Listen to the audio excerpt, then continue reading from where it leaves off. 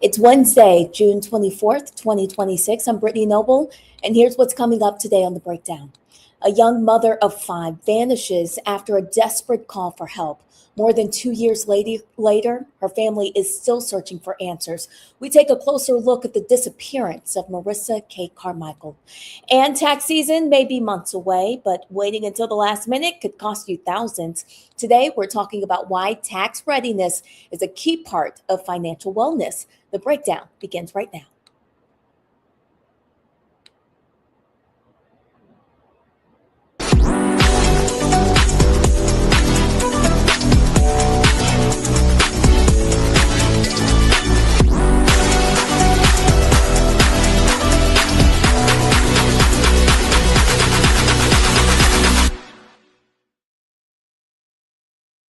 Well, as always, we start with a breakdown of the headlines and stories that you need to know about from across Black America. An Ohio couple have filed a wrongful death lawsuit against Wilberforce University, a private HBCU, after their daughter died during a marching band hazing ritual. The lawsuit was filed Wednesday by Jaron and Lariva Jackson, whose 18-year-old Savannah Jones died on April 30th. Their suit alleges that their daughter, a member of Wilberforce's Hounds of Sound marching band, died after participating in a ritual known as Turtle Crossing, which required her to drink an entire bottle of liquor while answering questions and riddles in a dorm room along with 10 other students. The filing states that Wilberforce knew or should have known about the hazing practices, despite the school's alcohol-free and anti-hazing policies. And the parents of 21-year-old Boston Thomas, who died in May of 2024, have filed a federal lawsuit against officials in Cobb County, saying one of its police officers used a dangerous maneuver that resulted in their son's death. According to the police, Cobb County officer Connor Ginn had attempted to stop Thomas's Lexus just before 3 a.m. after noticing something wrong with his headlights and seeing him roll through a stop sign. But after Thomas sped off, the officer gave chase and eventually deployed what's known as a pit maneuver to bring the vehicle to a stop. The lawsuit claims that the officer violated department policy by so aggressively pursuing and stopping Thomas, who was not suspected of a serious violent crime. A mother in California is suing a school district after alleging her 2 young sons endured months of relentless racial harassment from classmates and that school officials failed to protect them. The lawsuit claims that in 2024, the boys, who were 7 and 10 years old at the time, were both students at Mariposa Elementary School, that's in Redlands, and they were repeatedly targeted with racist insults, including being called mud, tarball, and told their skin was the color of dog food. One child was even handed a note that allegedly read, "Your skin is as black as your future." The family says the harassment escalated after students were introduced to the racially offensive Black Pete character in class. Performers traditionally depict Black Pete as the Dutch version of Santa Claus by painting their faces black and donning an afro wig and big red lips. The mother, Daphne Hawkins, says that the school district officials failed to protect her sons from months of severe racial harassment despite repeated complaints. The Supreme Court has rejected a former Black Rastafarian inmate's effort to sue Louisiana prison officials after they forcibly shaved his locks in 2020. Justice ruled Tuesday in a 6-3 decision that Damon Landor cannot sue the prison for money and damages after he says they violated his religious beliefs. The case was brought under a federal law designed to protect incarcerated people from religious discrimination. Landor had spent 2 decades growing out his hair, which had reached his knees. And in 2020, with just 1 month to go on a 5-month prison sentence for drug possession, he was transferred to the Raymond Labordi Correctional Center in Cotton Port, Louisiana. Guards at the new facility ignored his explanation that his hair was grown out for religious purposes, handcuffed him to a chair, and then shaved him bald.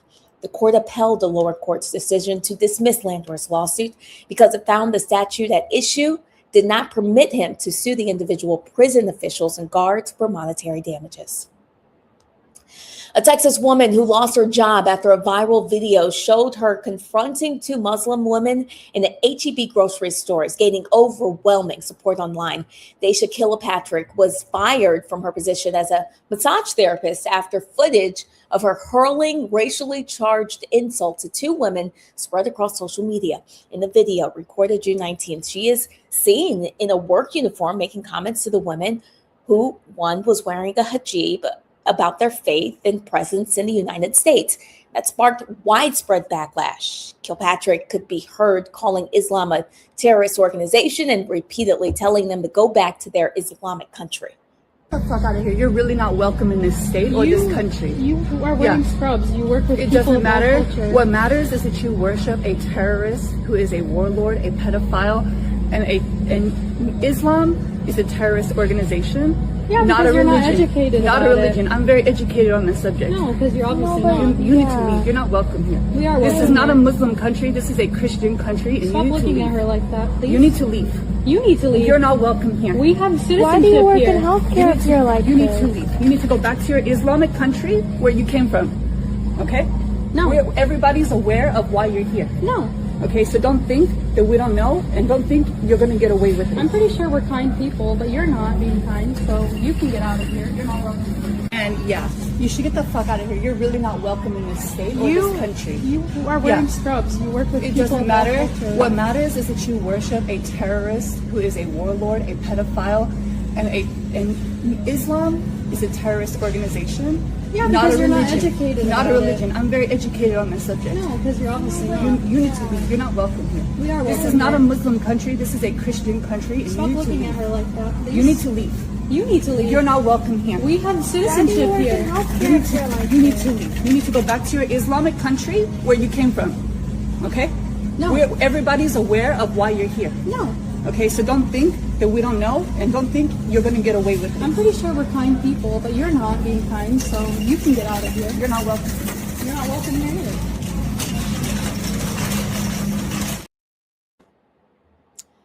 While many condemned her actions, others have rallied behind her. A fundraiser has been launched following her termination and has raised more than $163,000, with supporters arguing she is being punished for expressing her views.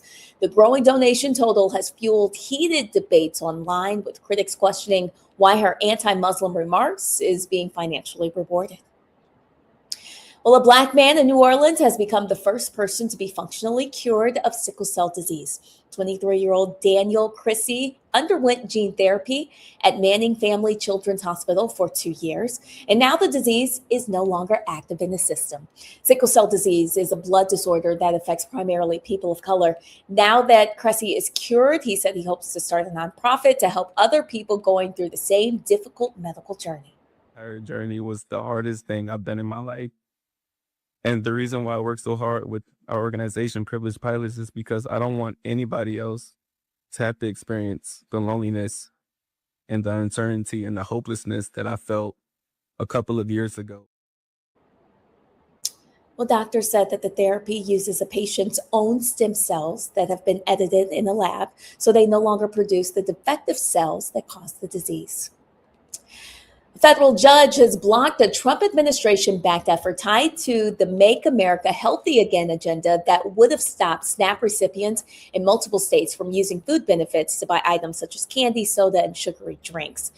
U.S. District Judge Amy Berman Jackson ruled that the executive branch does not have the authority to redefine what counts as food under the SNAP benefits program. Only Congress does. The ruling affects restrictions that had been approved in 23 states and that have been promoted as part of the Trump administration's Make America Healthy Again push, which argued that taxpayer-funded food assistance should encourage healthier eating and reduce purchases of sugary or low-nutrition products. SNAP recipients who challenged the new rule argued bans would create confusion at stores, stigmatize low-income shoppers, and then make it harder for families to use their benefits. Coming up after the break, today on The Breakdown, we'll look at ways that families can strengthen their financial future and create lasting wealth for the next generation. Stay with us, and remember, for more news headlines and in-depth coverage 24 hours a day, you can visit the Black Star Network. We want to be your source for stories that matter to our community. We'll be right back.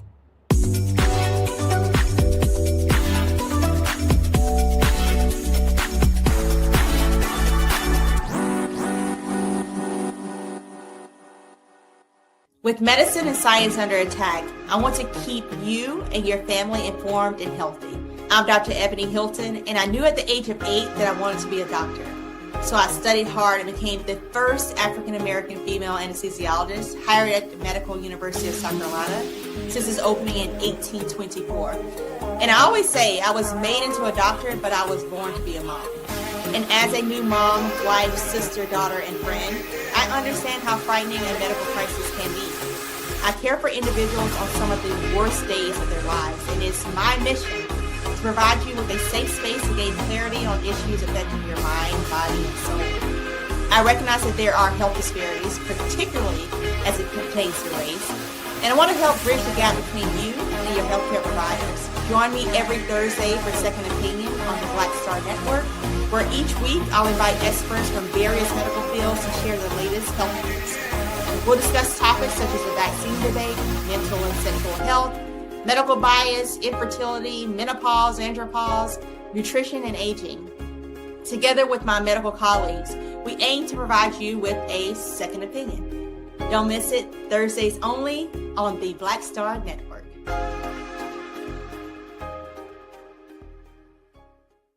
If in this country right now, you have people get up in the morning and the only thing they can think about is how many people they can hurt, and they got the power, that's the time for mourning.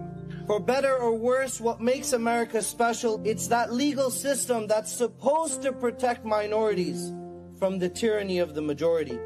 We are at a point of a moral emergency. We must raise a voice of outrage. We must raise a voice of compassion. And we must raise a voice of unity. We are not in a crisis of party versus party. We are in a crisis of civilization, a human rights crisis, and a crisis of democracy itself. And guess what? You've been chosen to make sure that those that would destroy, those that would hate, don't have the final say, and they don't ultimately win. I'm Marissa Colbert, and you're watching the Black Star Network.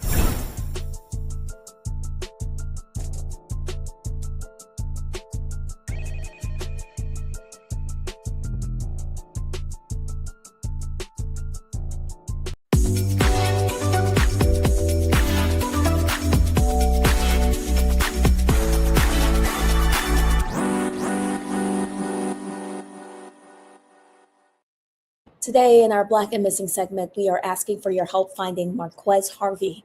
He was last seen on June 16th, 2026, walking north on Jefferson Street in Albany, Georgia. If you have any information, please contact Albany Police at 229-431-2100.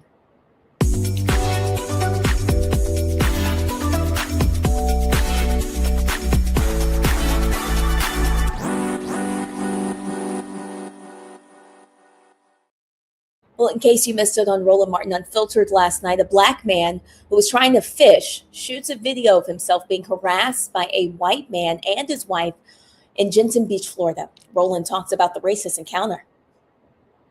Well, a black man in Florida, Jensen Beach, brother's just trying to fish. All right. Then here he is trying to do just fish. And a racist white man comes up with his racist Becky at Jensen Beach, Florida, and just start accosting the brother. He posted this to his social media. This took place over the weekend. And again, the man and his family were just trying to fish. Watch this. You just came from right there, right? You just walked over here, and you just decided you wanted to come give me a fucking problem today, right? No, I was talking to the two of you. If you're not together, But then did you? But it doesn't matter. But why did you come over here? Did you not see that guy over there, up in that post right there, tell us to come over here? No. Did you not see him come over to us and tell us this is where we had to be? Did you see the guy come out of that booth right there? Are you going to let me talk? Because I don't fucking know you, and I don't know why you came up to me like that. He told you he couldn't be right there. That's common sense, basic humanity. If you don't go, even though you're allowed to, right where there's. If I'm allowed to, I'm allowed to. The kids gonna run wherever they want to run. If I'm allowed to do something, I'm allowed to do something. Yeah, well, don't come over here trying to police people. If that's where he told me I need to be, if this is where he told me I need to be, that's where I'm at. And then you decided that you were going to police even more and come over here and say, you know what, I don't like where you're at. I want you to move, right? Yeah, I think this is a poor choice for you. This is a poor choice for you, buddy. No, because he didn't tell you. You ain't got no clue. He didn't tell you. You ain't got no clue how bad of a choice it is. He didn't tell me I had to come right here. You want to walk with me over here, right here to this post right here? You want to walk with me over there right now? He didn't say there. You want me to walk farther. over there with that post right now? I just talked to him. Do you want to go over there? He did not Come on, let's say. go. He Come did on, not. let's go. Yeah, you just talked to him? Let's go. Let's go. Go get him. Go get him. No, you said you wanted to go. So let's go. I need to be. Let's walk over there. Oh, I don't want to walk over there with you. I want you to go walk over there. I already did. I want you to walk over here. He told us where to be. Yeah. So he wouldn't have sent you over here. Where's your badge? He said, who are you? Where's your badge? I'm fire department. Where's your badge? You got no fucking pockets. You talking about you're the fire department? Yes. This is the fucking beach. This is not a fire. That's right. So what he said. So lifeguards if he wanted you to come over here and tell me, so you did it on your own. You just bothered me for no fucking reason, right? Because you ain't got nothing else to do today. No, because I don't want people to get hurt here. Guess what? If this is where somebody told us fishing is allowed, then maybe they shouldn't be here. Maybe you should talk to the little kids that's running back and forth. Are you doing that? Yeah, that makes common sense. That makes a lot of sense, don't it? Because the guy told us where we were allowed to fish. Yes. Did you not see that? Out of that area, which that means you could go down another 5 miles. I can stay right the fuck here if I want to. I know you can. So why don't you go about your business? Why don't you go about your business, bro? Why don't you go about your business? I know what I'm dealing with here. Go about your business. Do whatever it is you were doing before you came over to me. Go about your business. Go about your... What'd you say? What'd you say? You heard me. I didn't hear you. You said what? No, hey. Say it again? No, you... What'd you say? Niggers? You said niggers? Are going to be niggers. Niggers are going to be niggers?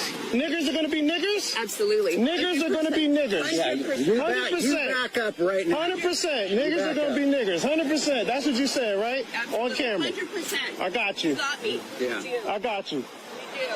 I got you. All right. I got you. 100%. I got you.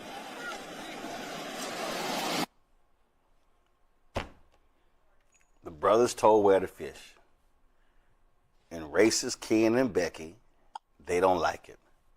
So they accost the brother. I mean, this is what we talk about all the time, Mustafa, that the stress that black people have to deal with. We can't even just go. We're going to the beach to chill. I don't even like fishing, but my brothers just going to relax and fish. And damn, now they're stressed. Now it's all heightened because 2 flat-out racists rolled over there. You know, there's a term for that. It's called weathering in relationship to the stressors that the black community has to deal with. So let's just be clear that, you know, when we raise these things, there is scientific evidence that's behind them. The other part you got to remember is throughout the South, and I hate just saying the South, so this is not the only location, but there were literally laws in place not that long ago that blocked us from beaches, blocked us from waterways, blocked us from being able to fish in lakes and rivers and streams. I know it sounds incredible that could possibly be happening, but those were laws that were literally on the books that people used to be able to stop us from being able to take advantage of nature and take advantage of all these natural things that are supposed to be less stressful, an opportunity to reconnect with nature and maybe reconnect with God for some people. So when you have these individuals who are expressing their privilege, you know, it is rooted in something. So I don't want folks to think that there's no roots to this. Now, the question becomes, how do we rip those roots out of the ground so that the next sets of generations don't have to deal with these types of situations? Joe? You know, they were lucky that his brother had a calm head, because that could have come out way differently, because they weren't particularly physically imposing. They were on the old side, on the decrepit side, on the sagging side, with all due respect, and something could have happened, which I wouldn't necessarily tell the brother was justified at, but I would understand, okay? And so this is what we have to deal with all the time. This brother's just out trying to go fishing. And for them, those particular people, no badges. The guy said he was part of the fire department. I guess he was wearing the fire department Speedo. Somebody need to tell him that he don't need to be wearing the fire department Speedo at his age. Somehow, some way, they were so sure they were entitled enough to tell this brother he shouldn't be standing where he was standing. They're lucky he didn't react a different way. And this is why we're talking about what we're talking about. It would never occur to me to go and tell somebody else they shouldn't be standing where they're standing if there's no threat to my safety whatsoever. They just decided they'd go out of the way and make things right with the world by telling this brother, after he'd been told by apparently the people that are supposed to know where he's supposed to be standing off fishing. They are lucky they didn't get hurt. Khalil? Oftentimes we're asked, what is the definition of white privilege? We are asked to, brothers and sisters on the other side, or those that are not ours and not in solidarity, well, I don't understand what it means. You have a beach. Like, the background is way long. You can see the horizon almost, that it curves around that arc. You got all that land. And in this one section, as you said, this brother just want to come, relax his shoulders, fish is his thing just to do. But your privilege entitles you enough that you're going to walk up to him, and you're not in uniform, you're not representing the fire department in that moment, but you're going to tell him, no, I don't want you to be there. I think he even said he could go 5 miles down. The audacity of their privilege is that I don't even want you around me where I can see you.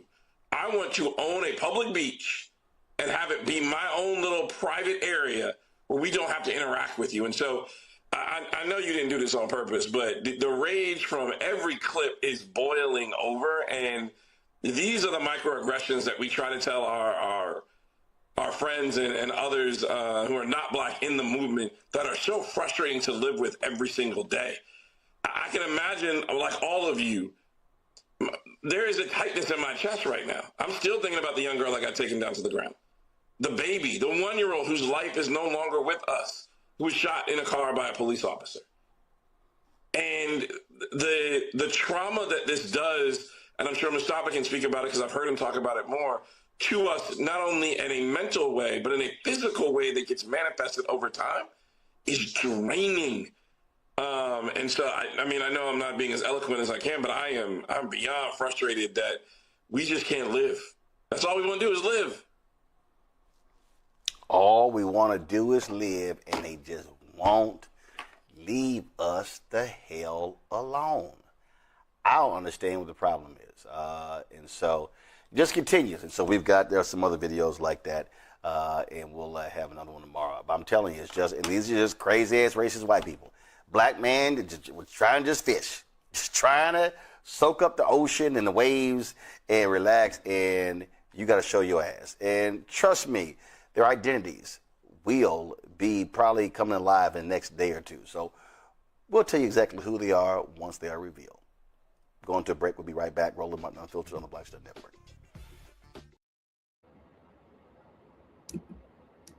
All right. Well, there's so much more coming up tonight on Roland Martin Unfiltered.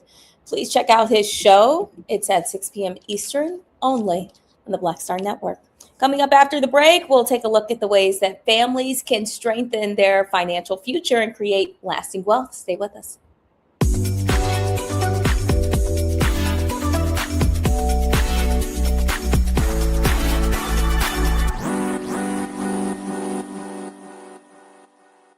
said the quiet part out loud. Black votes are a threat, so they erased them. After the Supreme Court gutted the Voting Rights Act in 2013, Republican legislatures moved fast.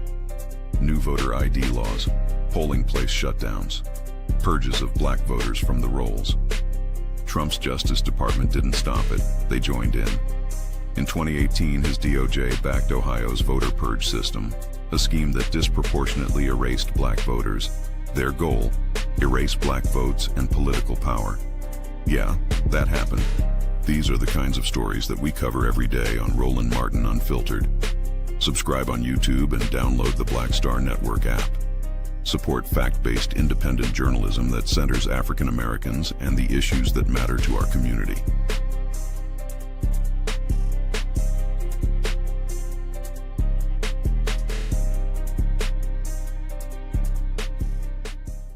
If in this country right now, you have people get up in the morning and the only thing they can think about is how many people they can hurt, and they got the power, that's the time for mourning.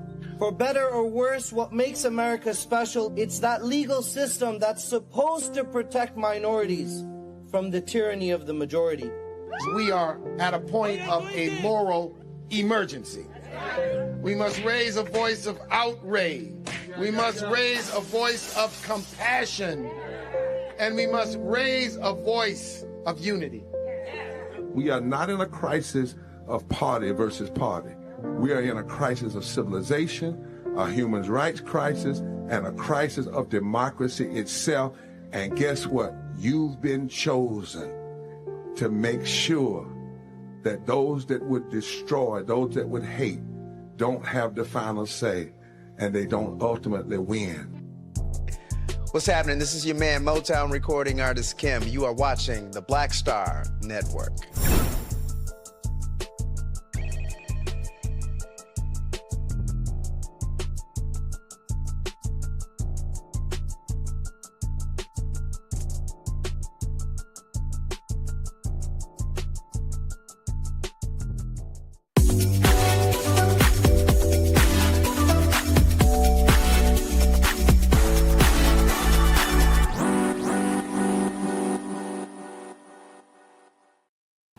Joining us now on the breakdown is Jamel Nelson, CPA founder and CEO of Nelson and Associates Corporation. She helps individuals and business owners create tax strategies that reduce stress, protect their businesses, and build long-term wealth. Jamel, welcome to the breakdown.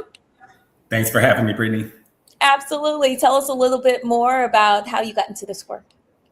Absolutely. So I am a CPA founder and managing director of Nelson and Associates, and I bring a little over 20 years of experience in the profession and started my career out at the Big Four firm as a public auditor, worked in the corporate route for about 7 years before I actually transitioned into the consulting world. And it was at that time when I actually decided to make a change and create Nelson and Associates and work directly with small business owners and individuals. And a life took its own and eventually transitioned into our primary focus, which is working with small family-owned businesses, individuals, and assisting them with their tax planning and tax strategy. Tell us how closely connected financial wellness is to overall just well-being. Absolutely. That's a great question. So financial wellness is the center of well-being from a mental standpoint, a health standpoint, and from my experience with working with some of our clients that have some serious financial challenges and issues, they oftentimes, if they don't address those financial issues, can oftentimes lead to family marital issues. They can lead to financial issues as well as health issues. So financial wellness is a huge area that is very important and should be prioritized for individuals as well as families. What obstacles do you commonly see when it comes to tax planning and financial education? Yeah, there's quite a few. Unfortunately, we oftentimes will see clients coming our way when there are issues and they are being reactive versus proactive. So one of the biggest challenges that I see is individuals and families not being proactive when it comes to their finances. They oftentimes don't have a clear plan. They oftentimes do not know their numbers and are caught by surprise or caught off guard when it comes to their financial challenges. And a lot of financial challenges, unfortunately, are going to be dealing with IRS and tax related matters and issues. And oftentimes that means not withholding enough taxes from paychecks, not making estimated taxes, and unfortunately owing more taxes than one could afford. What are some warning signs that a business owner may be headed towards a tax problem? That's another great question. So some warning signs is that the taxpayer or business owner is not meeting with their tax professional on a regular basis. Okay. They probably are not maintaining or managing their numbers appropriately or regularly. And what that looks like is making sure that they're tuning in with what their budget is on a monthly basis. If they have accounting software or systems to assist with that, that's going to be very important. But really waiting until the end of the year to really understand what the financial numbers are, rather than tapping in throughout the month and throughout the year, so that you can be ahead of what to expect from a financial requirement expectation. Are there some more simple habits that you can share that we can start today to make a big difference by the time tax season rolls around? Absolutely.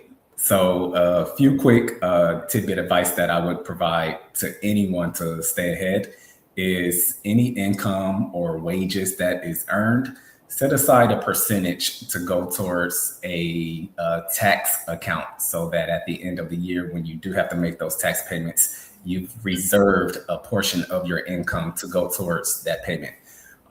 In addition to the tax payment account, you also want to have a rainy day fund. You want to have an emergency fund. You want to have a vacation fund.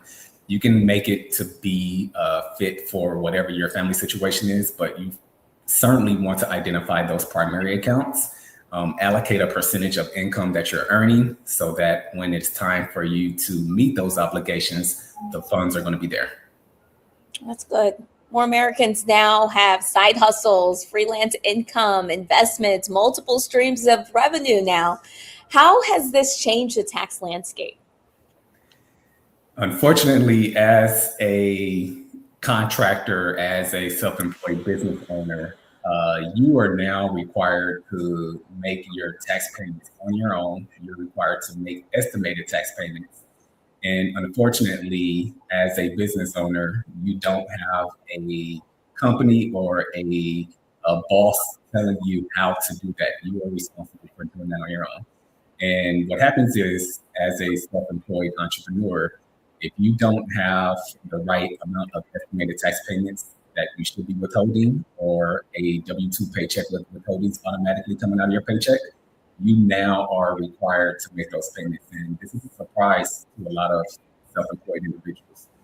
So this is a huge area that is a difference from being a traditional employee in W-2 format or role versus one that is in a contractor or side hustle type of role. So I think ultimately just understanding how taxes operate, what the requirement is from a contractor or self-employed perspective can help prevent and avoid a lot of tax surprises. How can proactive tax planning help families and business owners build wealth rather than just simply meet IRS deadlines? Yep, absolutely.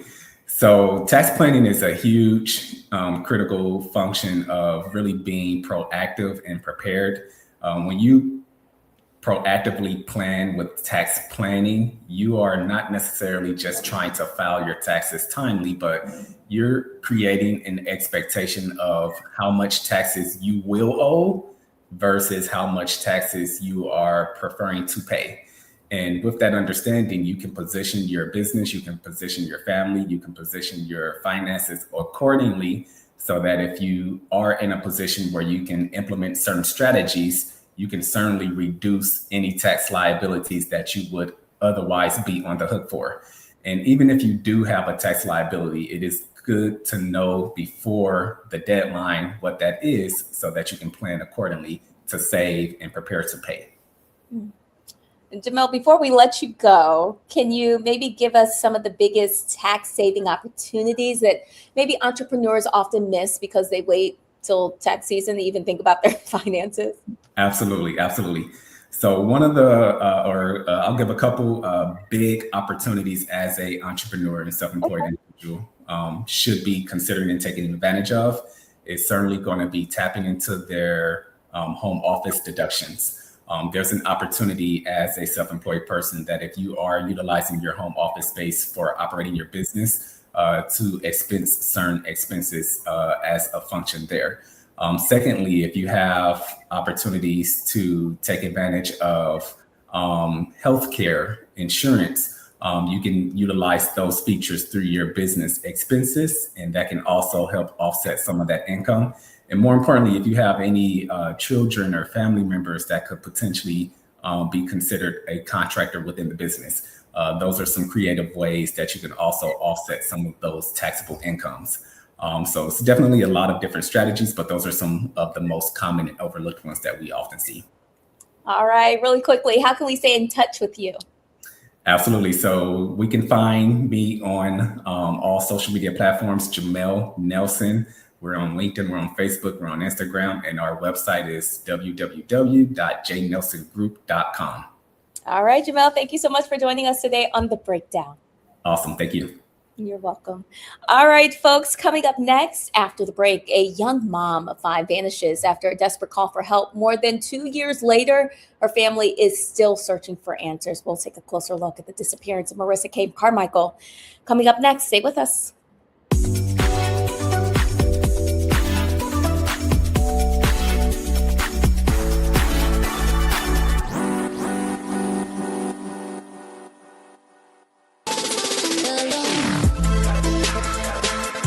Hey y'all, welcome to The Other Side of Change, only on the Black Star Network and hosted by myself, Bria Baker, and my good sis, Jamira Burley. We are just 2 millennial women tackling everything at the intersection of politics, gender, and pop culture. And we don't just settle for commentary. This is about solution-driven dialogue to get us to the world as it could be and not just as it is. Watch us on the Black Star Network, so tune in to The Other Side of Change.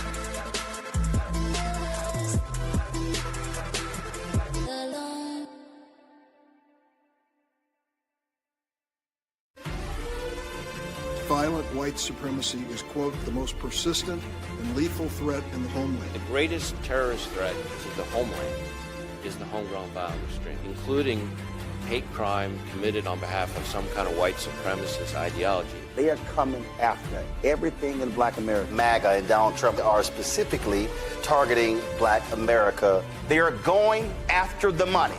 Attack Black Lives Matter. Attack critical race theory, attack woke, DEI. MAGA wants to defund Black America. This is a perfect example of their desire to completely degrade and de-emphasize Black people.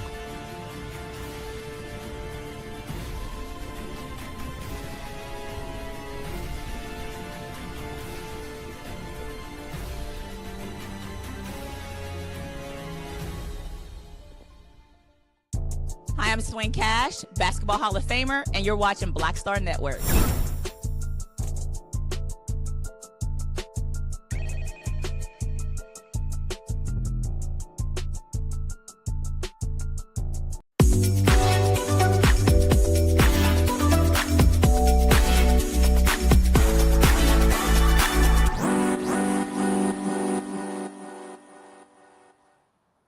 Marissa Carmichael was a 25-year-old mom of 5 who disappeared in January of 2024 in Greensboro, North Carolina. Despite searches, investigations, and national attention, her loved ones are still hoping that someone, somewhere, knows something about what happened. Joining us now is podcaster Amanda Denise, who has helped bring awareness to Marissa's story and so many other unsolved cases. Amanda Denise is a journalist, a former TV news reporter, true crime investigator, best known as the creator and host of the Cold and Untold podcast, also the author of Cold and Untold, which is being pre-sold now. Amanda Denise, thank you so much for joining us today on The Breakdown. Thank you, Brittany, for having me. I really appreciate it. Absolutely. For those hearing about Marissa's case for the first time, what do we need to know? Let's go let's go beyond the headlines. Yeah, so Marissa K. Carmichael, she disappeared on January 14th, 2024 from Greensboro, North Carolina. Now, Marissa was not from Greensboro. She lived in High Point, North Carolina, and she was just 25 years old when she disappeared. She was a mother of 5 children. And her family, I spoke with her mother, Sarah, for a chapter in the book that's coming out this summer about Marissa. And she describes her as someone who is energetic, compassionate, devoted to her children, and also someone who is a hard worker. When Marissa disappeared, she was working at the Waffle House, and she hoped to become a phlebotomist one day. So what we know about the evening of Marissa's disappearance is that she spent the evening at 117 Sofa Bar and Lounge in Greensboro, North Carolina, before going to an Airbnb after party. Now, around 3:40 a.m., a 911 calls come in from the Exxon gas station off of East Market Street in Greensboro. And she makes this 911 call and she tells the operator that she's stranded, that someone who drove her to the Exxon threw out her belongings but kept her phone, and that she doesn't know where she is. Now, mind you, again, she is from High Point. She's not familiar with the area, and she doesn't have her phone to make any contacts to contact a friend or a family member to come pick her up. And so during that 911 call, you can actually hear a voice in the background. It sounds like a man, and he's asking, do you need a ride or can I give you a ride home? Now, according to Sarah, Marissa's mom, she has told me that investigators showed her the surveillance video of that Exxon gas station. Now, the person who was heard in the background of the phone call is the one they say Marissa got into the car with, and she hasn't been seen or heard from again. Now, investigators have not released this video because, unfortunately, in case there is a homicide investigation, they don't want to jeopardize the integrity of the case. And so they haven't released this to the public. But Marissa's mom does say that the guy who had given her a ride was the guy that they thought was maybe a witness, but now he is considered to be a person of interest in her case. What else do we need to know about this case? Yeah, so what you need to know about this case is that Marissa's mom, as you already mentioned, she has done everything in her power to get answers. She has organized searches. She has raised money for a reward. She has done media appearances, local media podcast episodes. And in speaking with her mother, she told me that, investigators have considered 2 possibilities when it comes to Marissa's case, unfortunately, whether that's human trafficking or an altercation that unfortunately turned, And so police have not announced a suspect or have made any arrests in this case. And one thing that Marissa's mom, Sarah, questioned is the time that it took law enforcement to arrive at the Exxon gas station. So again, Marissa was at an Airbnb after party, and then the Exxon gas station wasn't too far from there. What Sarah has come to learn is that there were so many things that was happening at this after party, underage drinking. And so investigators, or officers, had already responded to the Airbnb for some things that was happening. And so Marissa's mom, she questions the time that it took them to get to the Exxon where Marissa was. It took them approximately 40 minutes to respond to Marissa's 911 call. And if you can imagine, if anyone's in that situation, they're stranded, they don't know where they are, and someone offers them a ride at 3:40 in the morning, then maybe she did take that ride and unfortunately ended up in the wrong hand, ended up in the presence of the wrong person. And so that's just something that's really been heavy on Marissa's mom's mind, is that the response time that it took them to get to the Airbnb.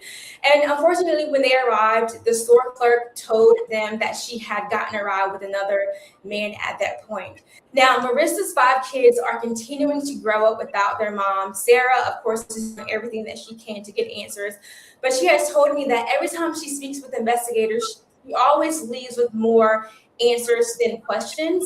And it's only so much that you can do, you know, when you're not an investigator, but you're just a mom trying to find out what happened to your daughter. So Marissa disappeared a little over 2 years ago. She was 25 years old and now she's 27. And this is just another year that's going by without answers or without somebody being held accountable for Marissa's disappearance. Tell us a little bit more about her mom, Sarah, and the children and how they've been impacted.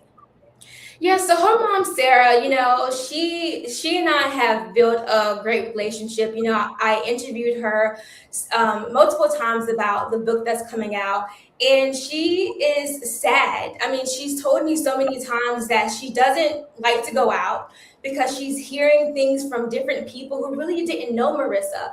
She's saying that, you know, she's getting just people with their opinions. And Marissa, you know, is one of 2 children. She has another daughter who was pregnant at the time that Marissa disappeared and actually gave birth. She didn't want to give birth. She was waiting on Marissa to return.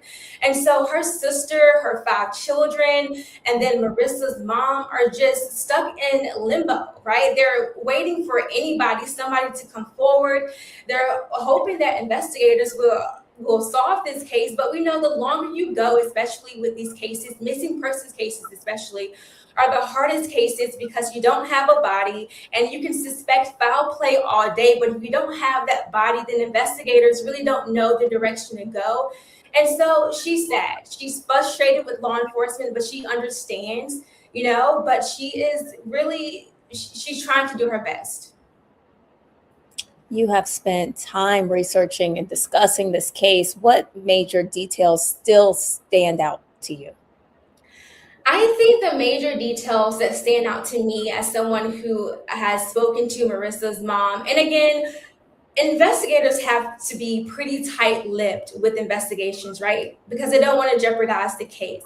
However, in Marissa's case, and then seeing the surveillance video, you know, from her perspective, and seeing Marissa get into this car with this man who was once considered to be a witness, but is now considered to be a person of interest, I don't know what's taking them so long to hold someone accountable for her disappearance. Now, in fact, if Marissa is the victim of human trafficking, you know, I don't know their protocols and their process in trying to figure out this, but I just oftentimes feel like missing persons cases are just so hard to navigate. And I just really feel for her family. And I'm just wondering what's taking so long to really make an arrest. And again, we don't know all that law enforcement is doing behind the scenes. We don't know what they're doing behind their doors in regards to this investigation. So maybe the person who is now considered to be a person of interest is someone that they are looking at more closely, someone who is now considered to be a suspect, and we don't know that, but I'm just wondering what's taking so long in this case. Well, we know somebody that is an open book, and it's you, Miss Amanda. Can you tell us a little bit more about the podcast that you have and the book that you have coming out? Sure. So the book that's coming out this summer, which is currently on pre-sale now, is titled Cold and Untold Unresolved Stories of the Vanished and Murdered in North Carolina. And so it features unsolved murder cases and missing persons cases, throughout North Carolina. I speak with family members of these cases because I always like to say that these are not my stories to tell. Without the family's blessings, I don't do the story because I want them to be a part of the process. I want them to know what I'm doing and be able to reach me and talk to me on a personal level. Many of these family members I have grown really close with. I have sat with them through tears, through frustration, through pain. And so you get to experience that in this book that's coming out. I also speak with investigators who walk me through their processes investigating cold cases and the obstacles they face. Well, we appreciate you so much for the work that you're doing. We thank you for joining us today on The Breakdown. Where can people go to buy your book? I guess it's on pre-sale. They go to your website? Yeah, so Amanda Denise Speaks. You can go on the website. You can purchase the book right now on pre-sale. And you can follow me on podcast platforms at Cold and Untold, and also on social media at Cold and Untold as well. Amanda Denise, thank you so much for joining us again today on The Breakdown. Thank you, Brittany. Absolutely. All right, folks, we still have more ahead. Coming up after the break, a former NFL player is using his platform to help people heal. We'll discuss his podcast, Just Heal, after the break. Stay with us.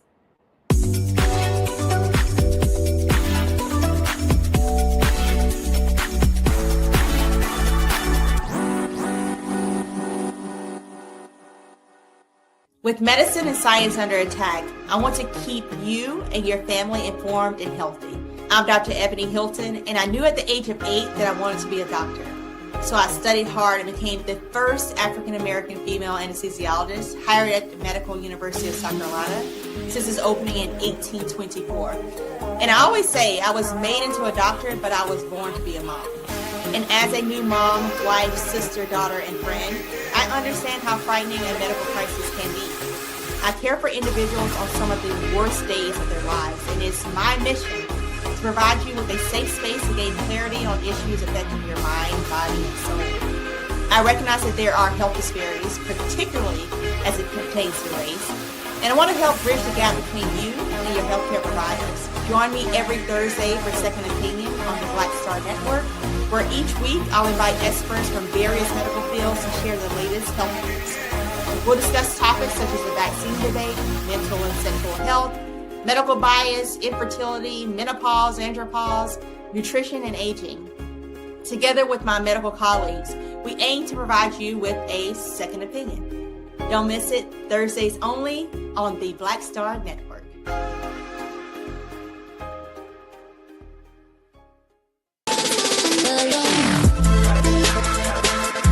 Hey y'all, welcome to The Other Side of Change, only on the Black Star Network and hosted by myself, Bria Baker, and my good sis, Jamira Burley. We are just two millennial women tackling everything at the intersection of politics, gender, and pop culture.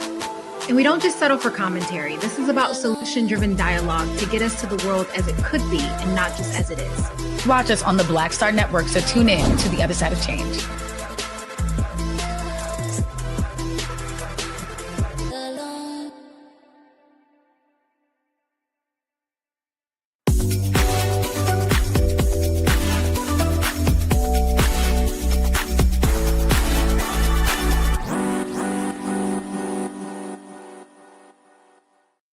Back, Jay Barnett is a former NFL player, and he's an author, a speaker, mental health advocate.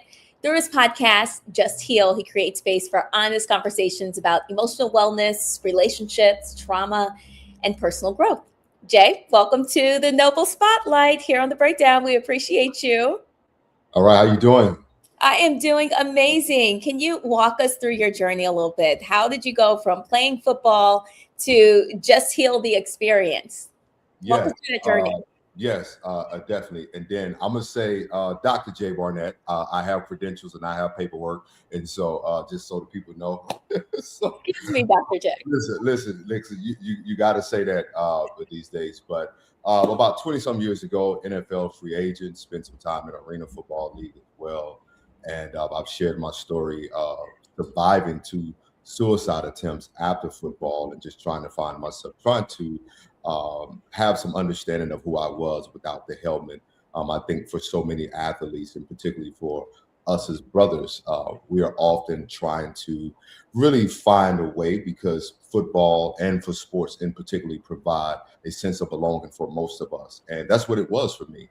It had nothing to do with anything else. And for me, I was already battling depression from childhood wounds and something that had happened through my parents divorcing, and which is also a part of ACE, which is, childhood experiences, right?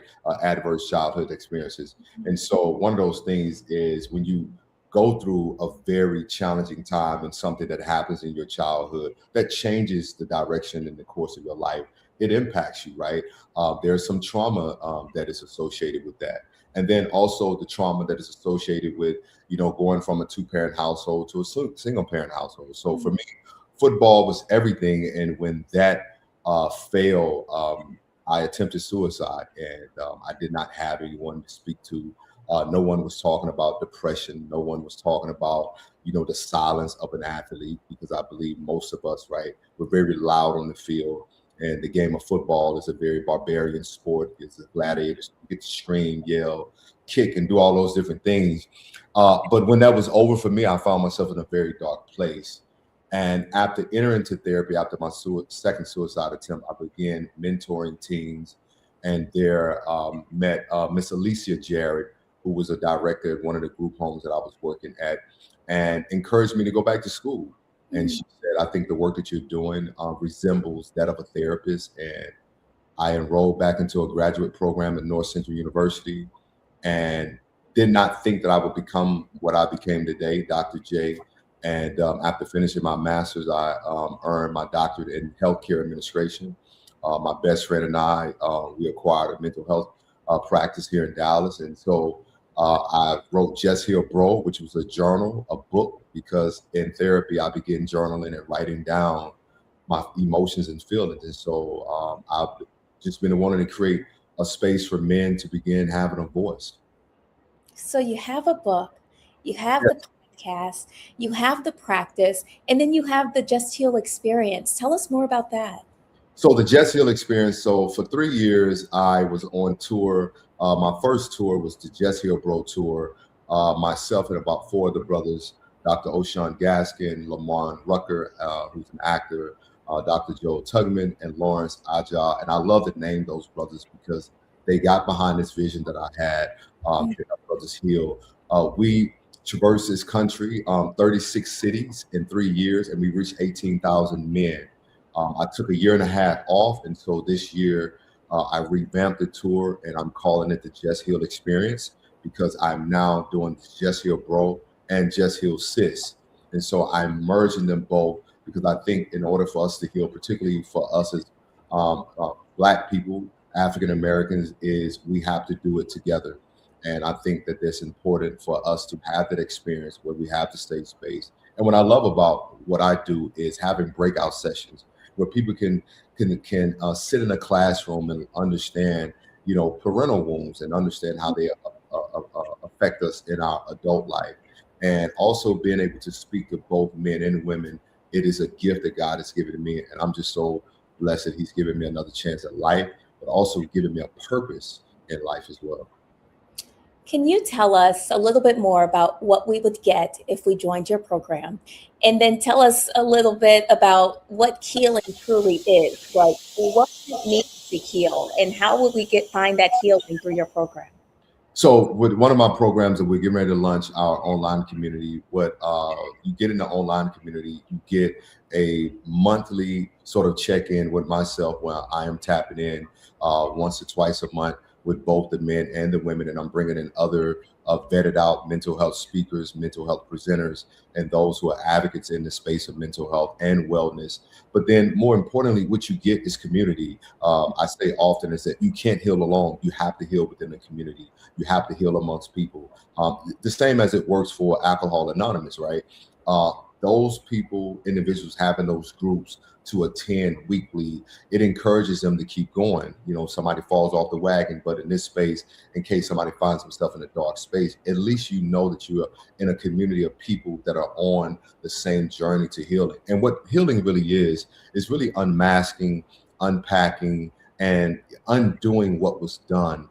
For us as Black people, there's so much trauma that has happened with us systemically. There's so much trauma that has happened racially and generationally that shows up in different ways and different behaviors.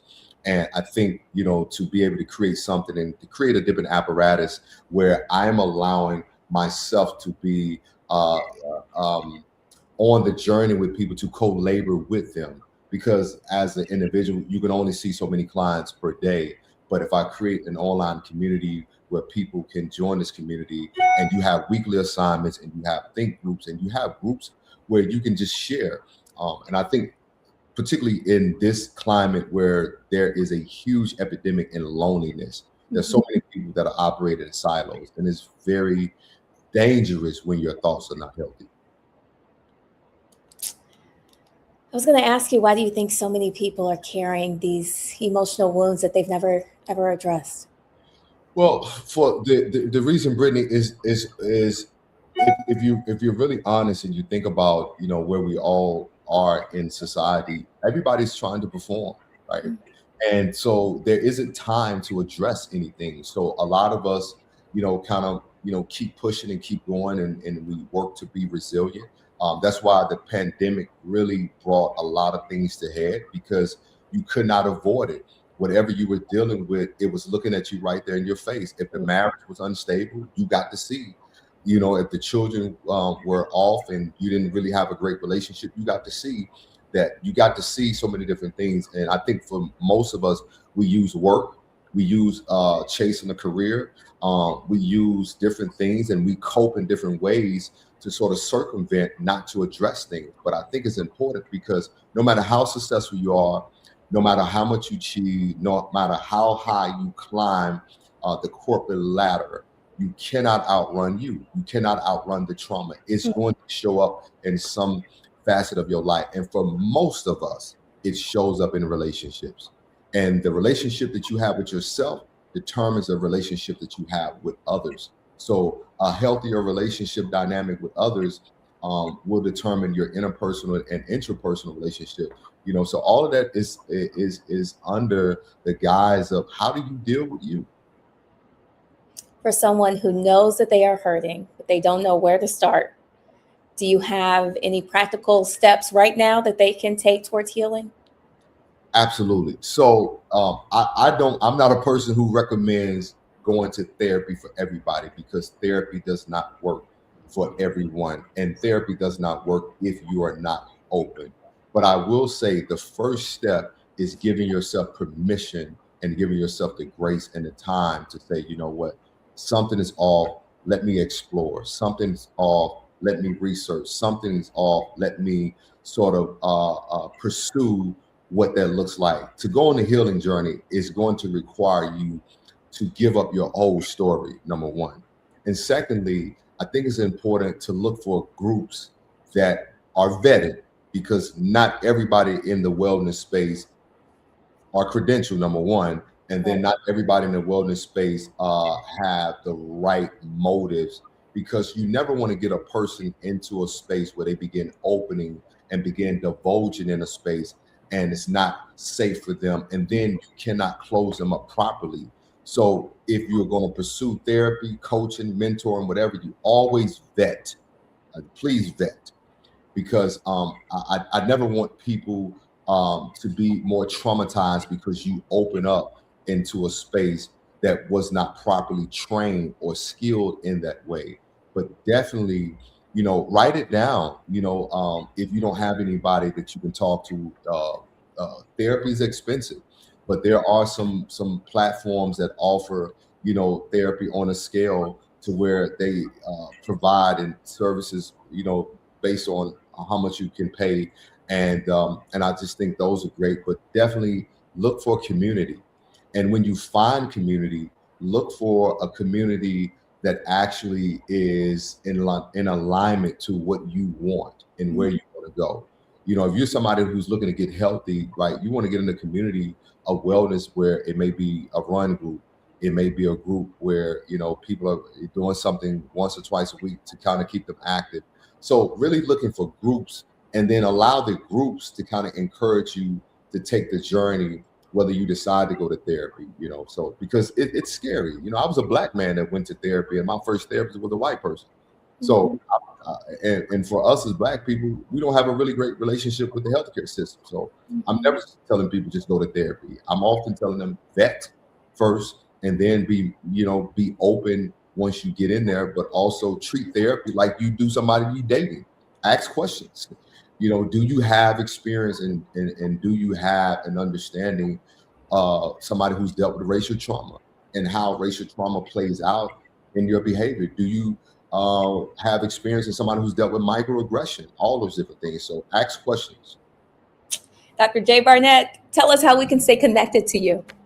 Yes, you can stay connected to me on King J Barnett, and that is across the board. That is on Instagram, X. Also, my podcast, Just Heal with Dr. J.